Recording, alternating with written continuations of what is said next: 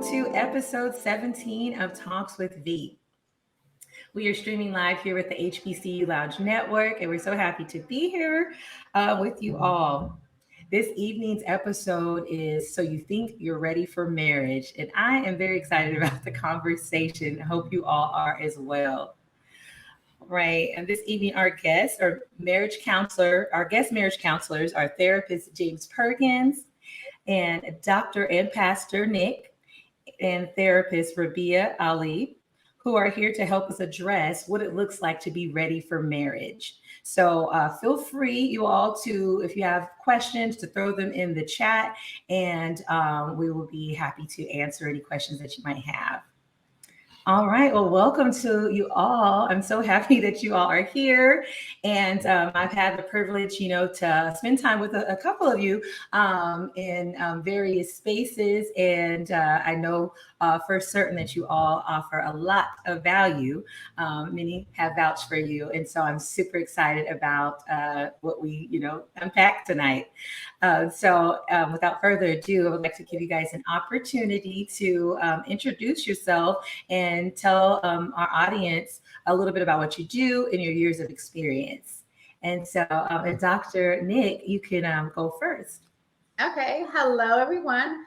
My name is Dr. Nick. That's an abbreviated version of Dr. Nycole P. Lyles Belton. I'm in the Atlantic City, New Jersey area. I am a youth pastor. I'm also a life coach, a mentor. I am also a special needs educator, a radio personality, a red carpet event host, a motivational speaker, an author, and so much more, and a vegan for the animals. And I'm excited to be here tonight. I love empowering people and impacting lives and allowing us to go from good to great. So thanks for having me.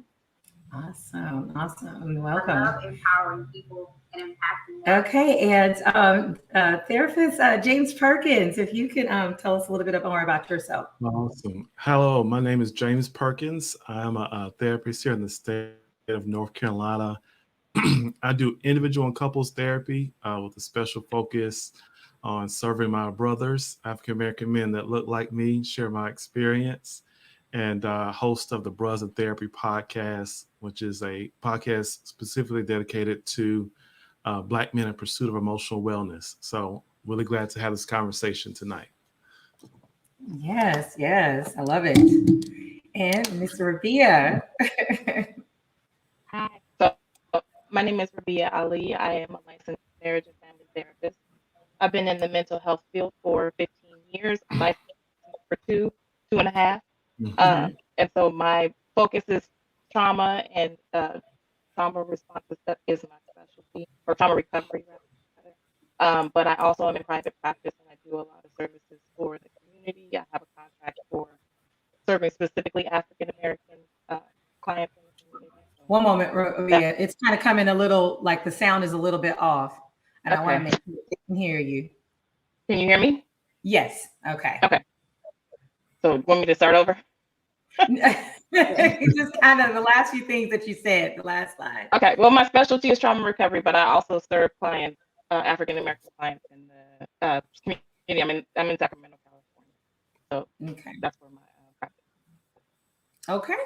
All right. Well, thank you so much. Well, we're going to go ahead and jump right on into it. So earlier this week, this past week, I had some stats that I shared about African-American marriages ending in divorce. And I found it kind of interesting. So according to the Washington Post, after 3 years, 17% of African-American couples were divorced or separated 3 times the white percentage. They stated that a major factor is marital risk among African Americans is the anxiety felt by Black husbands about being able to provide adequately for their families.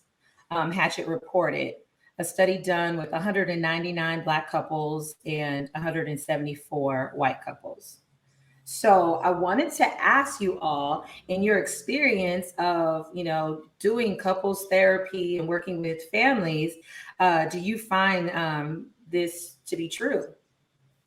And is this an example of not being prepared, for marriage? So James, Yeah. Yeah, I'm about to say another brother. They talk about us. I might as well step up for us, Exactly. right? That's Right.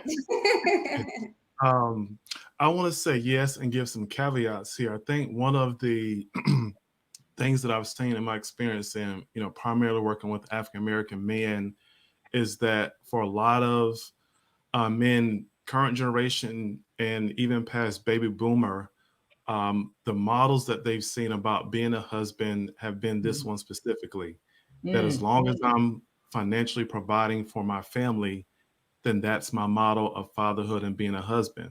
It's mm, not an inaccurate picture, but it is an incomplete what it means to be a husband. So mm, what ends up happening is there is an overemphasis on financially providing mm. while putting at risk or a de-emphasis on emotional intelligence, emotional Right. support. So it leads you to only have to focus on financially providing for your family, which obviously will create a burden if you feel like that is the only role that you need to play. The Mhm. second part of that in talking with couples is that women are not so opposed to, let me say this concisely.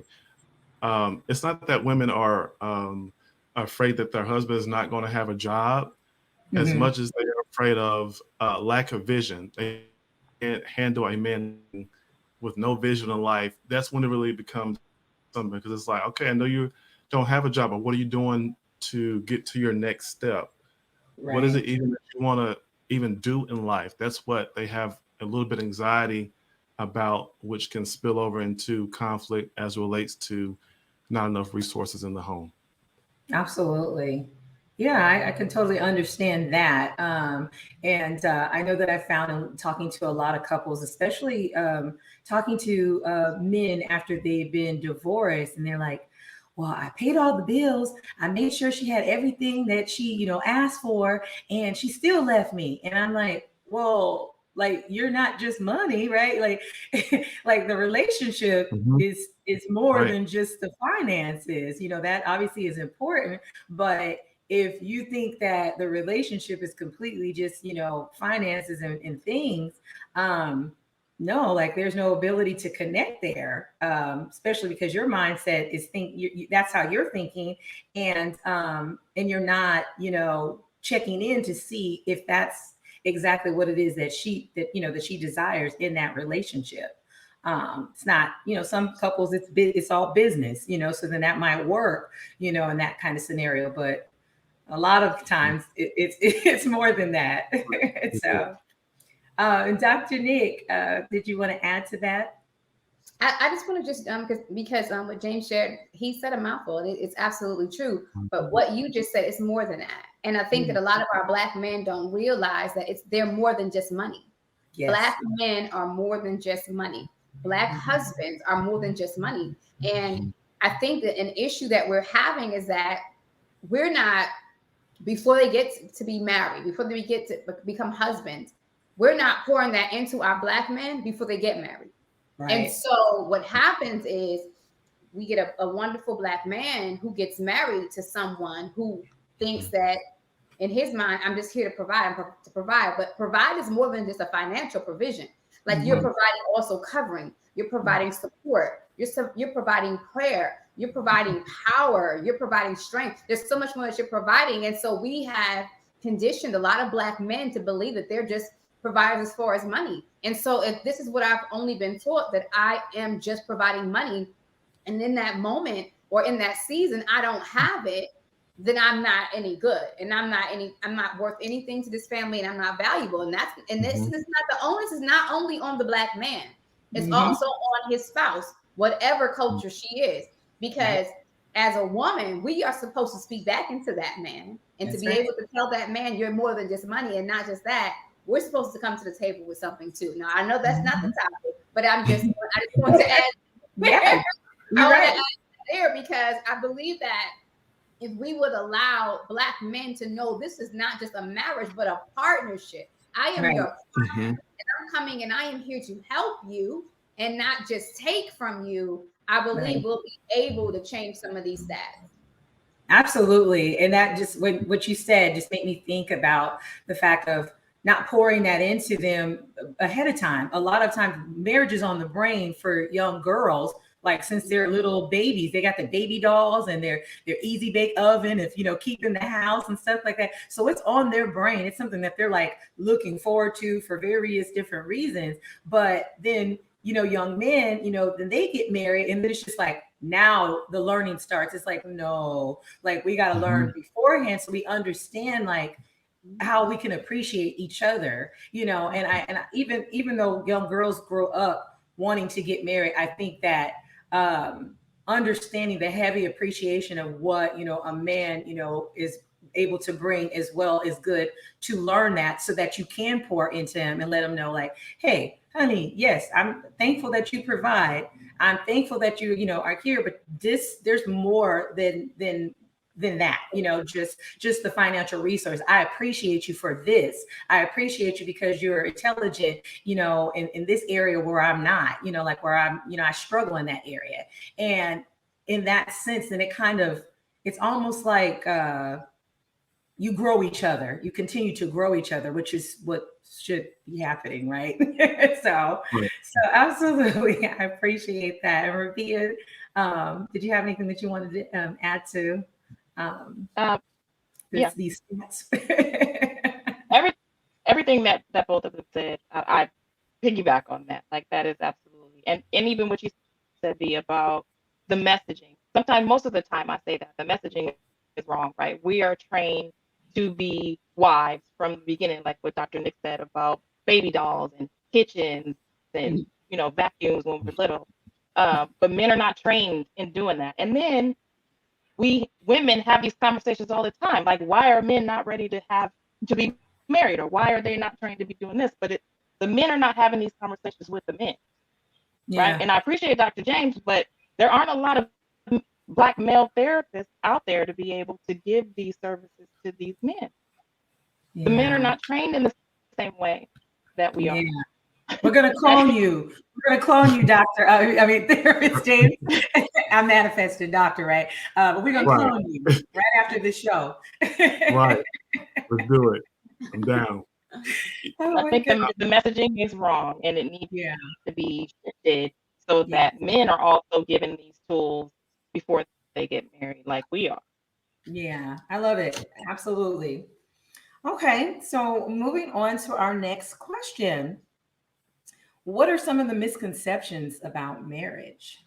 I would like you to take that first, Dr. Nick. I don't know. For some reason, I'm just feeling it.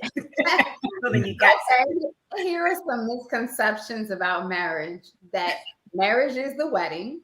Marriage is about the rings. Marriage is about the reception, the guest list, the gifts, the dresses. If you're extra like me, more than one dress. Marriage is about the dinner. Marriage is about, if you choose not to have an actual live wedding, but has something more private. Marriage is about the judge or the witnesses or the marriage license. Marriage is the honeymoon. Marriage is what happens the night of the honeymoon. That is not marriage. In fact, marriage doesn't really begin until the mindset of being a husband and wife and the two shall become one should be happening before you say I do. But all of these different things that I just mentioned, a lot of people, especially women, think that's what the marriage is, and that's totally wrong. And I believe this is why many women in the first couple of months, and I have to say I was one of them, feel very hoodwinked after the I do, when all of the fanfare is over and the pomp and circumstance and the great festivities are over. And now we're like, well, where is the fun and where is the glitz and the glam? No, it's now time for two people who are coming from two different lifestyles and two different worlds are coming together to make their lives work and to make their lives fit. And a lot of people have the misconception that marriage is all of the beautiful things that happen before the I do and not the work that happens after the honeymoon. That was it. Good, Dr. NYC. Yes. So James, what would you say, about that? What those misconceptions are as well, if you want to. So since I'm the only brother on the panel, I'm gonna add some stuff for the brothers. One that, and I'm gonna keep it straight, that dating, taking your spouse out on a date night is only a condition for courtship, but not for not for marriage. So once I've got you, all right, we can chill out on the date night. It's not a priority. Yes, it is supposed to be sustained priority. That, regular emotionally conversations where you are sharing your heart, sharing your soul, that's just so we can get to know each other before, we make this commitment. Nope, something to be sustained. The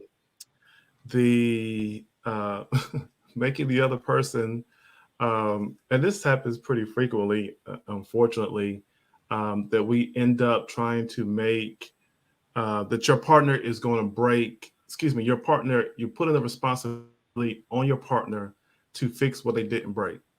So that one, I'll just drop 3 of those. I can give you 100, but I'm just dropping 3 right there.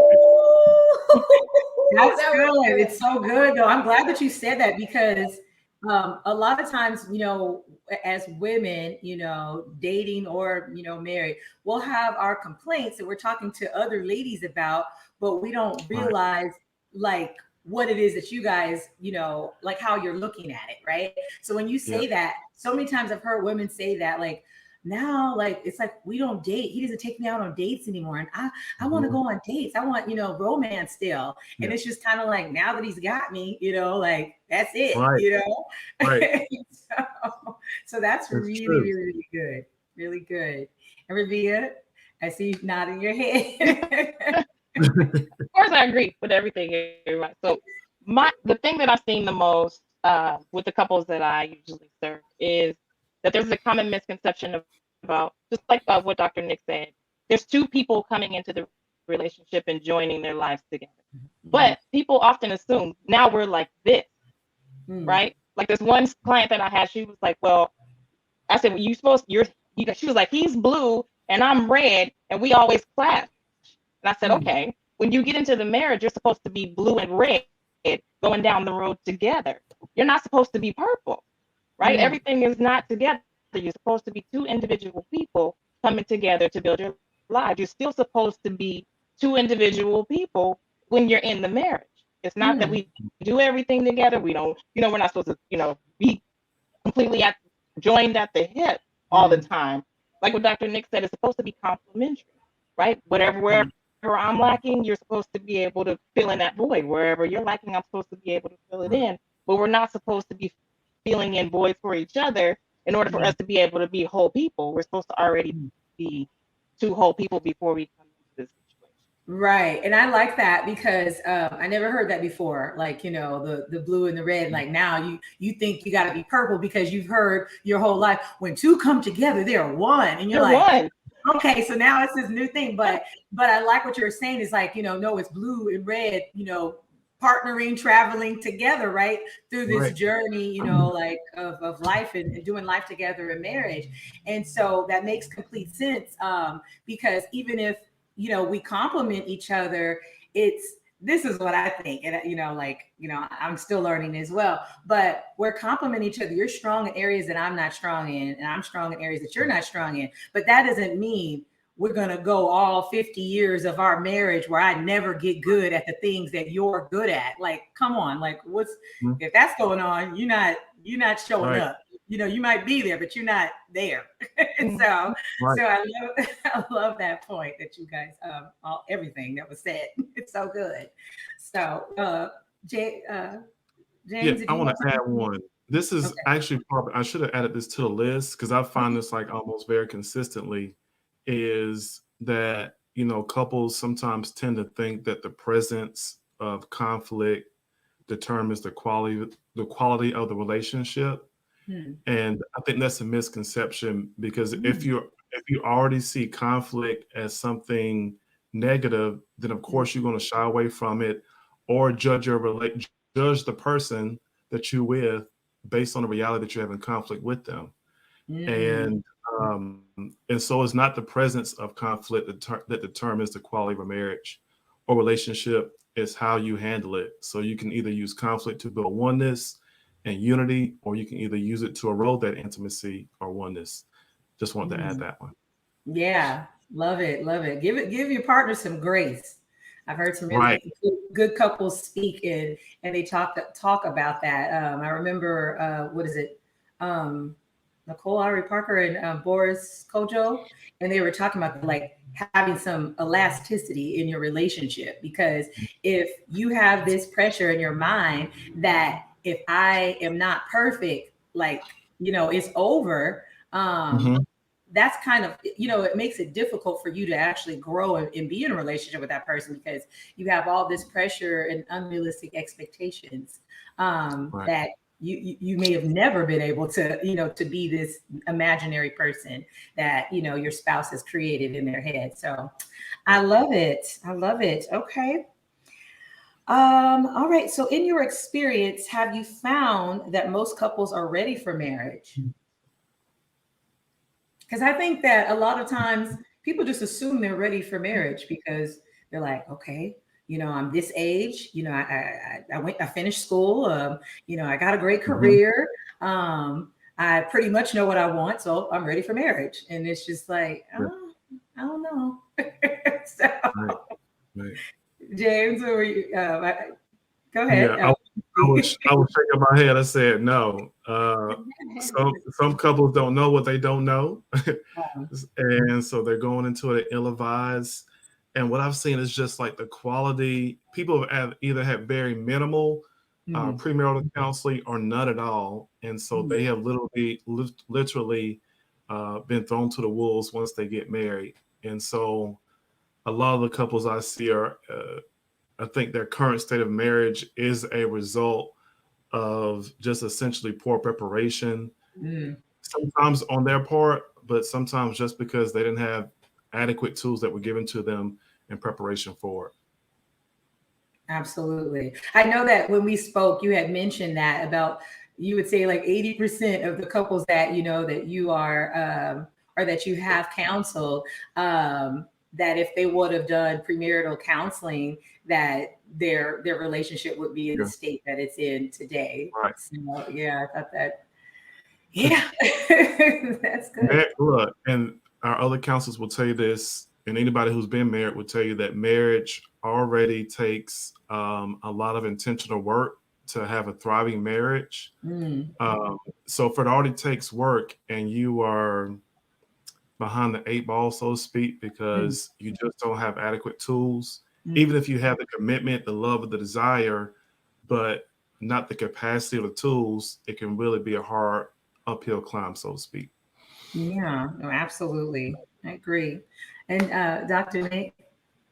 I agree. I don't think that most people are ready for marriage. I Mm, think that our feelings and their feelings make them think they're ready for marriage. Like, I love you and mm. you love me, and I don't want to be with anyone else. I can imagine life without you. So Mhm. let's get married. Right. And we have to understand that marriage is so much more than love.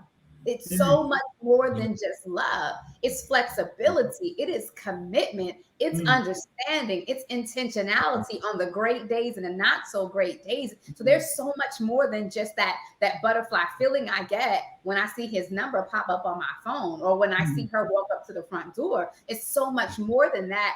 And I mhm, think that there was a great misconception about that. And as was mentioned, mhm, if people really did intense and intentional mhm, marriage counseling, premarital counseling, then I think that a lot of the issues that have happened in marriage and even some of the divorces would not mhm, have been in that condition because mhm, they would have gone through taken the proper steps to be intentional in learning. Like, I want to learn, I want to know what I don't know, and I want to know how to be able to understand my partner and apply that same grace, as you mentioned, that flexibility that I want my partner to give me. If I want grace, I need to give my partner grace. So I'll have to say, mhm, just as when I became an educator, I thought I knew, but it was on the job training that taught me really how to be an educator and how to deal mhm, with students, especially mhm. special needs students. And so it is with marriage. Marriage is on the job training. And I'll end by saying this. That's My good. father is a pastor, and one of the things he says is marriage is work. Marriage is work, but it takes work. And it'll Mm, work if you work the work. But if you don't work the work, then you can't expect your marriage to work. Right. mm. That's good. That's good. I want to go like this. Right. Ashe, ashe. Oh my goodness. And Rabiia, I see you nodding your head, as well. What did you have to add to that about, those couples? Are they ready that you, in your experience? Well, talking about like premarital counseling, I would even Mm. go as far as saying pre-serious relationship counseling, right? Look, People should be come on. That's I'm good. sorry, and y'all. get I got too excited. when they're getting into a serious, committed relationship, right? And understanding that marriage is a contract. And like Mm. Dr. Nick said, it's not about romance. It's not about necessarily even love. It's about we are joining our lives together legally, and this is what we are going to do as we go down this road. I personally don't believe that anybody should be married or have children before they're 30. Okay. I That's could my probably do theory. that. Okay. Okay. All right.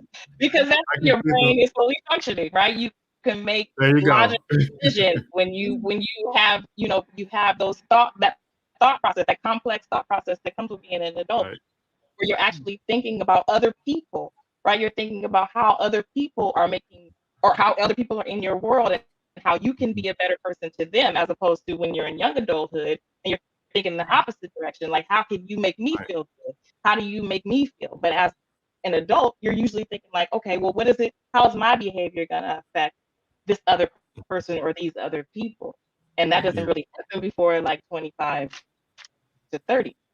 So Hmm. I think That- just so That's my when you, good. theory. when you when you said that, I was like, because when I found out the brain isn't fully developed to around 30, I'm like, so we're having people make important decisions about what they're going to do with their career, who they will spend the rest of their life with before the brain is actually fully developed. Something don't sit right. Yeah. Right. No, no, Um, no. Very true. and to your point, I would add this. I was joking with my wife, but I think I'm very serious about starting a trend called proposal counseling, like Yeah, counsel, viewers. counseling that happens before premarital. Because to your point, most couples think, hey, that we don't have to go to premarital counseling until we get engaged, and that Mm, just sets a lot of couples up for pressure. Don't ask me how I know, mm, um, because by that time you've asked her to get engaged. You put the money, so you pay for a ring, right? mm, Um, now you guys are on your way. Once the engagement is hit, all right, start planning. You have a deposit for the venue, a deposit for mm, your reception. You pay money for your honeymoon, and then you go to sign up for most couples then go to sign up for premarital counseling. mm. Premarital counseling starts, and you figure out, I don't know if I want to be with this Negro, but you done put down 50% deposit on your venue, and you can't get that money back. Right. And it's not to say that people are just making it not pulling out just because of financial reasons, but A it lot is of an time. incentive when you got $8,000 on the line. It's like, we're gonna make this thing work in the name of Jesus. And that's my 2 cents. Right. No, I definitely talk to people who have been divorced, and I was just curious because I always think about like when I get married, I couldn't imagine walking down the aisle, like actually doing that, and that person not be like the man of my dreams, right? And so I was like, I'm Right. gonna ask because I remember asking my friend about that, and he was recently divorced, and I said, so when you seen her coming down the aisle, were you thinking like, dang, this is the love of my life, and he was just like, no, and I was like, what? I was like, I would literally fall out. Like my knees would start shaking. And I'd be like, I can't do it. And so I just couldn't believe it. But and then as time progressed and all the conversation I've had, with different people and men, and particularly, I have found that as the running, thing with some of these guys. Like this, it wasn't their dream girl. And one of my friends who was still married, he was just like, my wife wasn't even, I can't even say she was my first or third pick. He was just like, but we made it work. Like, Ooh. I know it, he probably couldn't say that to her, but and saying it to It's rough me, it out was here. like, it was his advice to me that like, sometimes the person that you think is like, your first pick and you're all goo goo gaga about is not what you need, and he was just saying that his wife was what he needed. and that they, work well together, and he wouldn't have it any other way. And so, but of course, no woman wants to hear like I was your third, your third or fourth pick, like Right. that will end it right there. Don't let that come out Yeah. before you get married. Oh, is that right? Fourth? You were Okay. my choice, but you were God's first choice. So anyways, hold on. Someone had give me 1 second. They asked a question. Nycole, he said, would you agree that when us as men try to wait until things are right before getting married, right, income and house, would it ever be the right time? Okay, I thought he was going to go somewhere else with that, because sometimes there are men who are waiting, but then they kind of get pressured by their women. So, he's saying, would it ever be the right time? So, like, is it ever the right time, really? I think sometimes men wait. Let me step up. I think because men don't have a clear vision for their personal life, they don't understand how a woman is going to fit in that, which delays them from making the commitment to marriage. So if I am clear on who I am and my identity and what I'm pursuing, then that's going to give me a lot of information. It's going to give me half of my equation right there. So I know what type of woman is going to fit with where I'm headed. But if I don't have any idea of my personal vision, mission, any of that, I'm definitely going to be stalling my feet until I try to figure out some things in life. That's good, because I think that a lot of times it's pushed, and it's so crucial, your professional vision, right? And like how you make money. Maybe it ain't even all that professional, but however you get your money, right? But that's good, is allowing them a little bit more time to focus on your personal vision. I recall asking a question to a guy, and it just kind of determined some things about me going forward with him. But I asked him about what makes you happy, like what things bring you joy. And when I tell you, he was stumped for the life of him. He could not find the answer, because it wasn't just because it was because he never was allowed to really, think about that, and no one was asking, and Right. that's sad, but it was interesting. That was an interesting experience. I caveat, and I want to even push it even further, not necessarily even narrate it to professionally, narrow it to professionally, like what are you going to do to make money, but what is it that you're personally called to do? Because all the other things are just roles that you serve. So if you get fired from a role, if you have a clear understanding of your purpose, your self-esteem is not going to be in the trash. You can maybe find something else because your sense of identity isn't tied into that. But obviously for a lot of men, we tend to tie our identity into our sense of competence and performance. Absolutely, absolutely. I got another one here. It looks like, is it, but that's how, okay, I think they're just adding to it, but that's how society has trained us to think. If you are not married, business oriented before 30, then you are frowned upon. Oh, yeah, it's like throw them away, like throw them off the island. Like, we don't want them. How would you all change that within the Black community, or is it possible? Okay, as therapists and counselors and things, how would you guys change that? It's conversation that has to be held, and consistent conversation.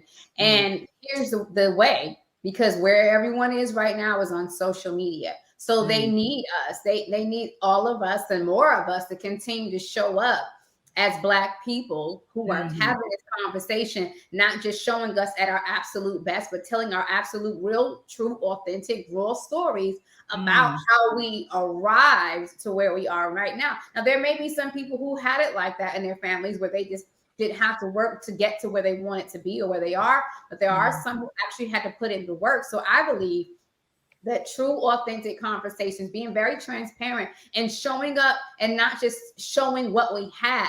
I think that's a lot of shown on social media. I always tell my coaching clients and even the youth that I work with as a youth pastor, people show you on social media what they want you to know, what they want you to see. They're not going to show you their absolute worst days. Most people are not going to show you where they're up at night worrying and stressing about bills, where they're having problems with their children, where they're having issues with their addiction, or even having problems with their spouses. We show what we want people to see. We show people when we are at our best or even trying to get there, but we don't show them rock bottom. And I'm not saying that every post and every conversation has to be at rock bottom, but I definitely agree here that I'm looking at the comment here from Kalima, that we as a Black community need to start having these conversations to educate those who are coming up to 30 and those who are beyond even 30 to even have conversations to know that we have things that we need to work on. And it is very possible for us to be successful, to have successful families, have successful marriages, and to be able to be successful in life. Absolutely. Yeah. And that, I know one thing that I used to struggle with, and it was a question that would just pop in my mind is like, well, I'm a woman, right? You know, but like, am I able to have a career and live in my purpose and be married? You know, like, you know, can you do both successfully? Because you hear all these horror stories and then, you know, it's like a lot of blame, like, well, no, you need to be, you know, doing your wife duties or, you know, focusing on your man. It's just like, yeah, but like, I got a purpose. And even one guy told me, he was just like, women don't have no vision. You need to be behind the man's vision. I was just like, okay. I was like, is that right? Is that so? I was like, I don't know about that, homeboy. You know? Very interesting. Very, right? You can make a referral to me. I'll take care of him for you. Okay? Right. He's gone with the wind. He's gone. Okay. I don't even remember his name. If you're married to the right man, not only can you pursue your purpose, but your purpose will be enhanced because of him. That's so you can be a wife, you can be a mother, you can have purpose, and you can have a career. You can have it all with the right man because he will push you to be even greater and he'll support you. The wrong man will make you feel like you have to be behind the purpose of that man. Yeah. Right. The one that you're going to James. I think part of the problem is in what we value, right? If you and what Camilla is saying, if you're not married by 30, then you're not valuable, right? And I think that part of it, in even talking about finding your purpose, right? I always have my clients fill out a pie chart and put in the specific spaces what makes up the whole person and who you are, right? Marriage is a part of that, right? But we have been kind of trained and conditioned to become this person so that we'll be valuable enough to be married. Right. And I think that is wrong. We should marriage should not be the goal of life. Marriage should be a part of life if that's what you choose to do. Because some people choose not to be married. Some people choose not to have children, but because you're not considered, especially in the Black community, because you're not considered with Black women, because you're not considered valuable if you are at a certain age and you're not chosen or you're not picked or someone doesn't want you, right? We're always teaching our girls, well, this is what you need to do in order to be picked. This is what you need to do in order to be valuable. This is how you need to function and act. And you need to cook and you need to clean and you need to do all these things. But that's not what makes you valuable. And just like what Dr. Nick said, if you find the right person who believes in your vision and your dream and you're both aligned in the things that you're trying to do, that's not going to be a concern. Absolutely. No, I agree. I agree so much with everything that I heard. I don't know why there's echo. I did want to add that let me see if I can come back in. Okay. It's still echo. I wanted to add that what you were saying about young ladies not seeing their worth, it's attached to basically, them being married. And I've heard that a lot of times, even to the point that some of your girlfriends, like when they get married and someone says, oh, well, you need to hang out with other married people. And so it's just like, throw away your single friends. And it's just crazy. Or even this for the men. If you meet a man, he's over 40 with no kids and never been married, something's wrong with him. But it's just like when you think about the fact that a lot of men are not financially stable to a certain, until after a certain point. Maybe that man was just being responsible. He was either not having sex or he was, wrapping it up. And he was getting his stuff together before he even stepped to a woman. But there's that negativity that is being put in your mind. Girl, he's 41. He ain't got no kids. He's never been married. Something's wrong with him. And it's just like, we got to stop that. Like, seriously. So, yeah, I just wanted to add that, as well, because there's some shaming that goes on as well, like on the male side as well, So yes, let's see here with our next question here. Oh, so a lot of times, it's very popular to hear the whole thing about red flags. You see identify the red flags, but how do you identify if your partner is actually ready for marriage? Like, what are some green flags to know if they're ready? Dr. Nick. I like green flags. We always talk about red flags. And I'll say, if your partner is having, listen to what they're saying. If they're having conversations and they are including you in their futuristic conversations, asking you about, what do you think about this kind of, life in the future for as far as the home and, finances and children. If they're only talking, okay, we said about green flags. Let me stay with green flags. Okay, so green flags, if they're including you, see how easy it is for us to go to the negative? Right. Back to that red flag, backside. Red, okay, green flag. If they're continuously including you in their future plans, and they're asking you, not just telling you what they want to do in the future, but they're asking you, what do you think our life would be like? Or even, what kind of wedding would you like? What kind of honeymoon would you like? What kind of home would you like? Would you like a rancher? Would you like a single family home? Would you like a townhouse? How do you feel about, in-laws? Do you feel like in-laws should be close? Do you feel like, they shouldn't be close? How do you feel about best friends being involved in our marriage? Like a lot of different things that have to do with the two of you becoming one in the future. So if you listen to what they're saying, that can absolutely help this person really wants me there and not just here for the moment. Yeah. Love it. That's good. Not just here for the moment. Y'all heard that. That's good. That's good. Not a space filler. No space fillers. Right.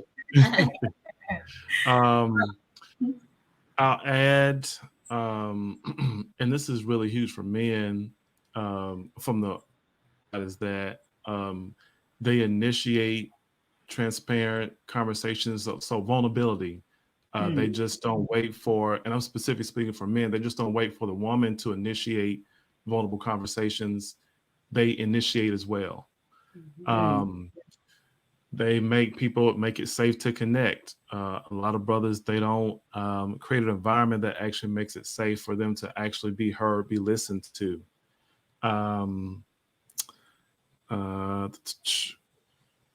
This is really key, and this is more so for the brothers as well. As a green flag for women is his inner circle. Like, who are his two closest friends, and are they guys that are solid? Like that he could receive feedback from. If you guys are in a patch, you have the ability to say, hey, you might need to have a talk with your brother. Does he have a close relationship where he could get another perspective from a brother that he trusts to say, hey, yeah, man, you may want to do this differently. I know you love your wife, but she's not in a space that she can hear from you right now because of ... Doesn't have any close brothers in his circle. Stay on green flags. If he has good brothers in his circle, it's a green flag. Okay. What are the green flags, though, for a man to know that this woman is ready? Perfect. At the top, man, it's really emotional intimacy is the feeling that he can be safe with this person without the feeling of having his vulnerability being weaponized against him.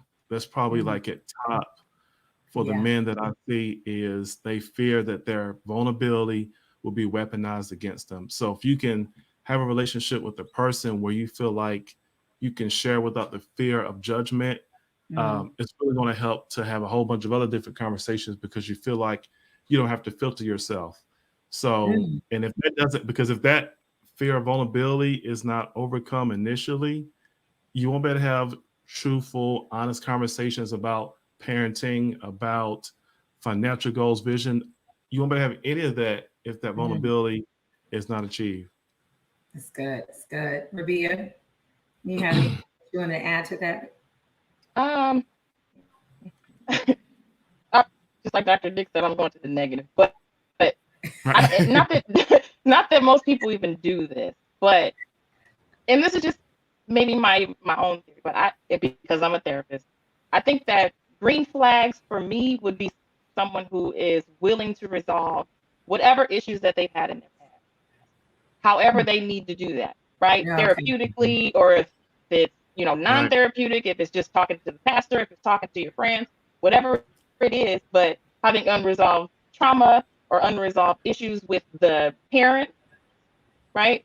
When you go into marriage, especially if you don't know what marriage is about, you kind of need to have those things taken care of before you are ready to be married.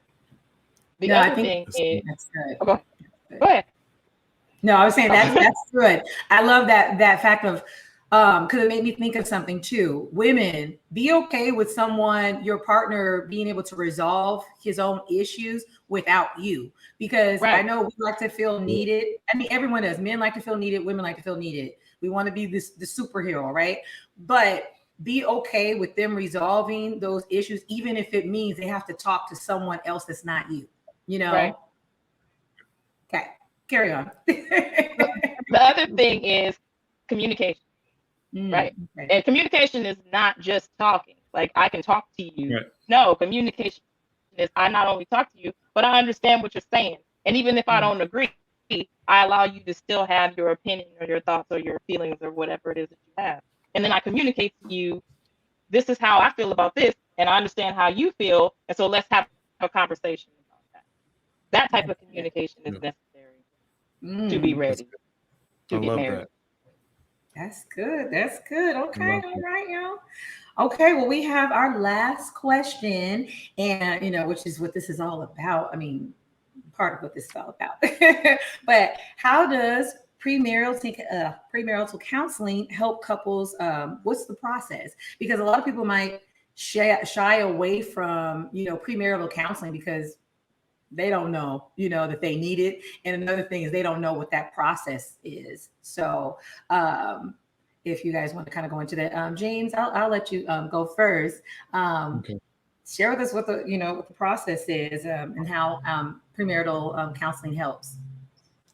Right. So one of the things I often say is premarital counseling helps you to avoid potential landmines once you get married. It allows you to have those conversations before you get started.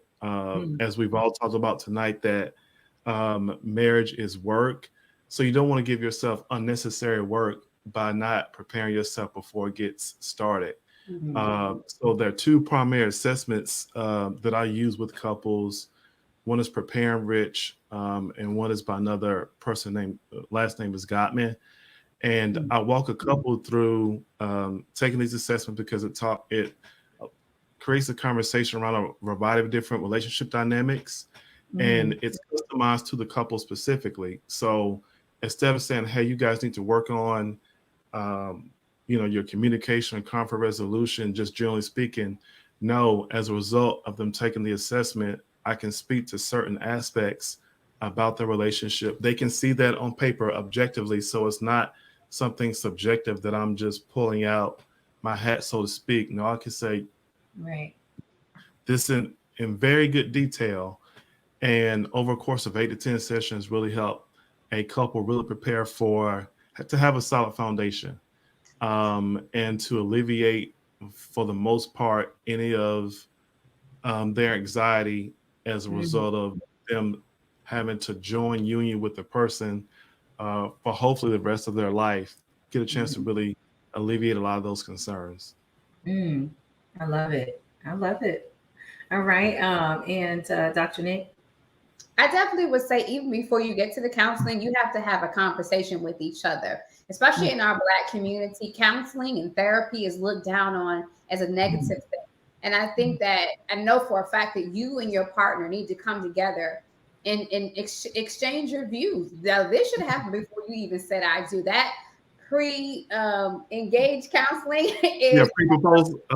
Pre-proposal, yes, because you may, once you say I do, you may have to find out that you're getting ready to say I do to someone who says I don't to premarital counseling, and then what are you going to do? That's really good. Hold in the bag. Yeah, because so conversations are needed, and then once you and your partner agree, and you're definitely going to go there. You and your partner together choose the premarital counselor that you both want, not just, well, for me, my father's a pastor. Well, we're going to go to my dad because my dad, no, we're not going to my dad because my dad, I'm his girl. We're not right. no. He's going to tell you what he needs you to know. No, he might not. No, but I'm just saying, like, you may feel like that though. As my fiance, you may feel like, oh, that's your father. I have a brother who's also a pastor. Or that's your brother. They're saying that. Or you know this person and you know that person. And that's why they're saying you both need to go to someone that you both choose together. Someone who doesn't already have buy-in into one of you, who will have a bias. So there's a lot of groundwork that needs to happen before you even make that phone call. Because if your partner does not want premarital counseling, you have an issue. And that is not a green flag. Right. No, that's very, very good. Very good. And I think that individual counseling can't hurt either. Just dropping that out there beforehand, because then you can receive it. You understand the benefits, of any kind of free anything. So but yes, Rabiia. Well, just what you said, when you're doing premarital counseling, you should also have individual therapy because it's necessary to resolve all of those past issues that you may have. A lot of people, and I don't know if James has heard this, but a lot of people think that the purpose of counseling or marriage counseling or any type of marriage counseling is when there's a problem, right? The only time that you go to counseling is when you have a problem, right? When there's some type of issue. But I think the purpose of premarital counseling is to help each other to understand your different culture. And I'm not speaking about ethnic culture. I'm speaking about how you were raised, right? If you were raised to believe one thing and this person's raised to believe another thing, when you come and join a household together, that's going to be conflict automatically off top, right? I use a sponge, you use a rag to wash the dishes. We're going to have a problem. Right? And that's true. I think that's probably a good example from probably live experience, right? Right, because that becomes conflict, because it's like, well, this is how I know what I'm supposed to be doing. And if we're sharing these responsibilities, or we're sharing this household, or we're sharing these finances, like one person might want to use a bank, the other person doesn't like banks. Somebody might need to put their stuff under the mattress, right? So the premarital counseling will help you to understand that you have a different culture, even if you are both Black, right? You grew up differently, you were raised differently, you have different traditions, you have different ways of understanding and believing things, and it's necessary to know that before you join your family. Absolutely. I think that's so good, and it's so important because folks don't want a divorce. Everybody that I've come in contact with in life that has been divorced, they always say, I wouldn't wish it on my worst enemy. And that's pretty, serious, because there's some people who would wish certain stuff on their worst enemy. So that lets me know that divorce is just like, something that you don't even want to imagine or experience. So, I think any of this, any advice, counseling, therapy, just words of wisdom it's important. It's like, don't put yourself in a place that you don't want to be, like you got to kind of keep that in mind, where it is that you see yourself, or where you want to be and where you don't want to be, so that you can kind of move accordingly and gain all the knowledge and pick up all the tools along the way, for you to have the best life. Right. So, Well, that concludes our show, and I thank you all so much for being here. It was amazing. Like, I'm gonna look back at this, episode, as a person who's not married yet, and keep it in mind and share. So everybody who's watching, make sure that you share the link and make sure that you like it and leave a comment later. We love to hear your feedback. At this time, I want to give you guys an opportunity to share your social medias and any upcoming events that you may be having so that folks can follow you and get in contact with you. I'll let you go first, Dr. Nick. Yes, first of all, thank you for inviting me. I think that we connected through Clubhouse. Your Clubhouse. Yes. So thank you for inviting me. I've had an awesome time. I love the panel. It's great when the panel can vibe together. So thank you. So you can connect with me on all social media. My name is Dr. Nick. So DRNYC7 is my Instagram. And through all of my social media, you'll be able to find out where I'm speaking next, my traveling schedule, and my upcoming events. And if you can't remember Dr. Nick 7, just remember New York City, Dr. NYC. And you can connect with me. And I do respond to my DMs. It may take me a while because I have a lot, but I do get back to you. Yes, I will. Thank you. Yes, absolutely. And Rabiia, I'll let you go next. Let the people know where they can find you.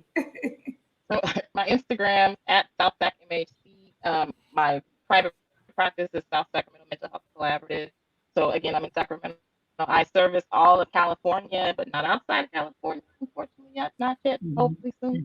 But I can. I am now accepting clients.